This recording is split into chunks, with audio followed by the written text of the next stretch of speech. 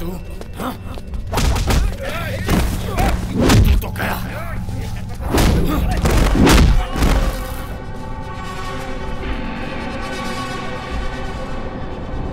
मैं तो नॉमिनेशन भरने के लिए जा रहा था। मेरा नॉमिनेशन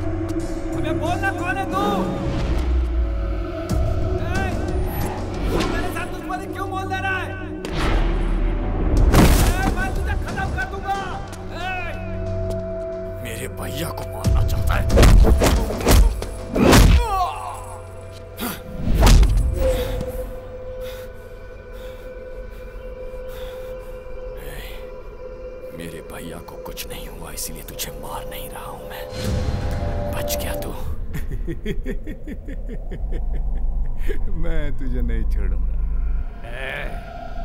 You are finished। मेरे भैया को मारने की सोच से ही तेरी जिंदगी उल्टी लटक गई है और तुम मुझे धमकी दे रहा है। इस बार पैरों से लटका है तो अगली बार गले से। तो जितना आसान समझ रहा उतना आसान नहीं है। तूने गलती कर दी है साले। मेरे बारे में तू पूरी तरह नहीं जानता। ये अब कुछ मत बोल। अपने बारे में मुझे बताकर और मेरे बारे में जानकर कोई रेस शुरू मत कर, क्योंकि रेस के घोड़ों पर लगाम लगी होती है, लेकिन मैं बेलगाम।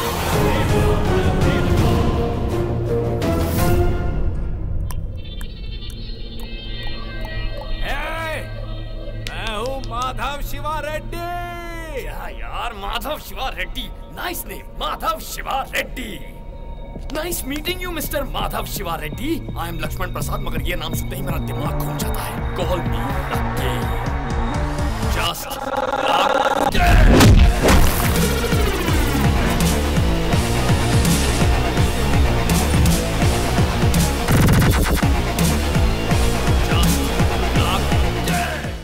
शिवा रेड्डी का नॉमिनेशन मिस।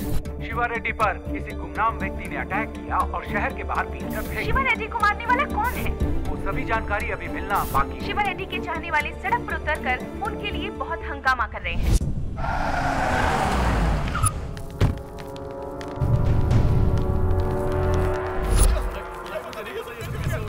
चुप हो जाओ। गुंडागर्दी करता था तो शेर की तरह जीता था। राजनीति में आया है तब। राजनीति तेरे बाप की जायदाद है क्या? मंत्री बनना मेरे बेटे का सपना है और वो पूरा होगा। अगर इस शहर से तुम्हें प्यार है तो मुझे यहाँ से वापस भेज दो, नहीं तो यहाँ भूचाल आ जाएगा। आज ही एक की बलि चढ़ा कर आया और दूसरी बलि यहाँ चढ़ेगी। मेरे बेटे पर हाथ उठाने वाले को ढूंढो। कौन था वो ससुर का नाती। छिछि, तुम्हारी नजरों के सामने वो पुलिस की जीप लेकर चला गया और तुम खड़े खड़े देखते रह गए। तुम तो शिवा रेड्डी की खटिया खड़ी करने वाले थे ना। अब क्या हो गया? जीप भी गई और फाइल भी गई। शिवा रेड्डी को उसके किए की सजा मिल जाएगी जब उसके पापों का घड़ा भर जाएगा। जब उसके पापों का घड़ा खुद भरना था, इतनी पुलिस की क्या जरूरत थी सर? आप मैं पूरा पुलिस डिपार्टमेंट जाकर मंदिर में भजन करते हैं। चलिए। बेवकूफों जैसी बात करते हैं। नहीं छोड़ूंगा सर। जीप और फाइल की वजह से शिवा रेड्डी सलाखों के पीछे नहीं जा पाया और जिसकी वजह से मेरी बेइज्जती हुई, मैं कसम खाता हूं मैं उसे नहीं छोड़ूंगा। मुझे वर्दी की कसम सर। वर्मा, सिटी के सभी सीसी कैमरास के फुटेज निकालो। जीप ले जाने वाले का एक क्लू मिल जाए काफी। सर, जीप शिवा रेड्डी के आदमी ही ले जा सकते हैं। ये उन लोगों का काम नहीं होगा। शिवा रेड्डी अरेस्ट होने वाला, ये बात किसी को नहीं पता थी। ये किसी ऐसे इंसान का काम है जो डिपार्टमेंट को बदनाम करना चाहता है। उसने बहुत बड़ी गलती कर दी है। सिर्फ हमारी जीप ही नहीं गई वर्मा, एक सिंसियर ऑफिसर की उम्मीद, एक बाप का बेटे पर भरोसा सब गया। ये जीप तो हमारी जान ले लेगी यार। तेरा भाई सीसीटीवी कैमरे की फुटेज चेक कर रहा है, पकड़े गए तो क्या होगा? लेकिन तुझे क्या हुआ? शिवा रेड्डी का बाप शहर में आ गया। वो उसे मारने के लिए ढूंढ रहा है जिसने उसके बेटे को बुरी तरह से पीटा। उसे हमें ढूंढने की क्या जरूरत है? मैं तो खुद उससे मिलने जा रहा हूँ। कहीं ना कहीं तो मिलेगा। उसकी बलि का समय आ गया है। जाओ ढूंढो उसे। उसकी जरूरत नहीं है। तुम्हारे बेटे को मैंने ही मारा है।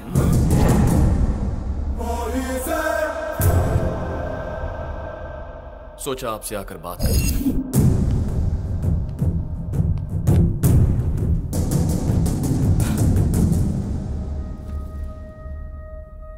आपको मैं अपनी कहानी बताता हूं सर। मेरे माँ बाप के हम दो बेटे हैं, मैं और मेरे भैया। हम दोनों के बीच बचपन से एक पल भी नहीं जमती थी। हर वक्त एक दूसरे से झगड़ा करते थे, जैसे एक ही घर में एक दूसरे के दुश्मन जन्मे हो। एक रोज झगड़ा थोड़ा सा पर्सनल। उसने मेरे प्यार को तोड़ने की कोशिश की, बर्दाश्त नहीं कर पाया, मेंटल हो गया सर। प्यार से बात ईगो पर आ गई। मैंने फैसला कर लिया, चाहे कुछ भी हो उसे उसकी नौकरी से अलग करना है और इसीलिए उसकी जीप लेकर मैं भाग गया। और तब मैंने सोचा भी नहीं था कि उसकी जीप पर कोई हमला करेगा।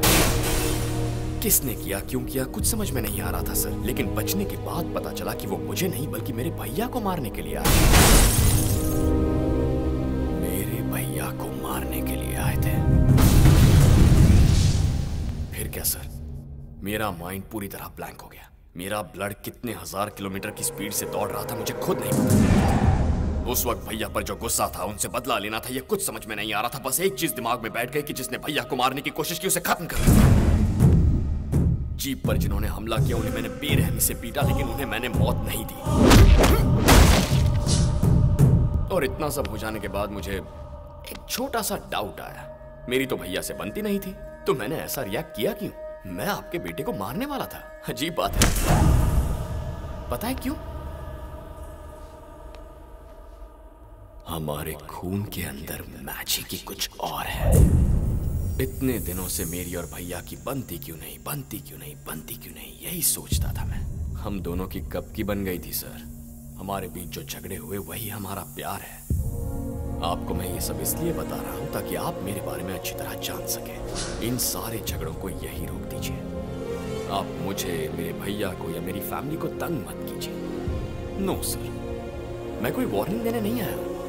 बस इतना कहने आया हूं कि हम सब खुश रहें।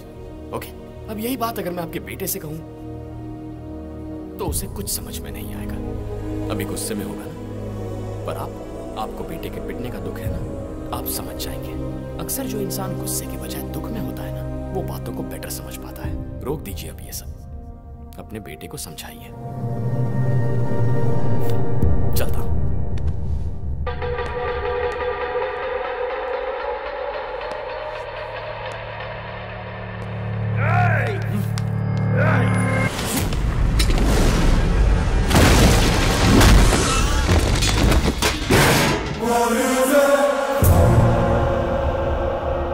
मेरे माँ बाप के हम दो बेटे हैं। एक मर भी गया तो कोई बात नहीं, आपके पास सिर्फ एक है। उम्मीद करता हूं आप समझ गए।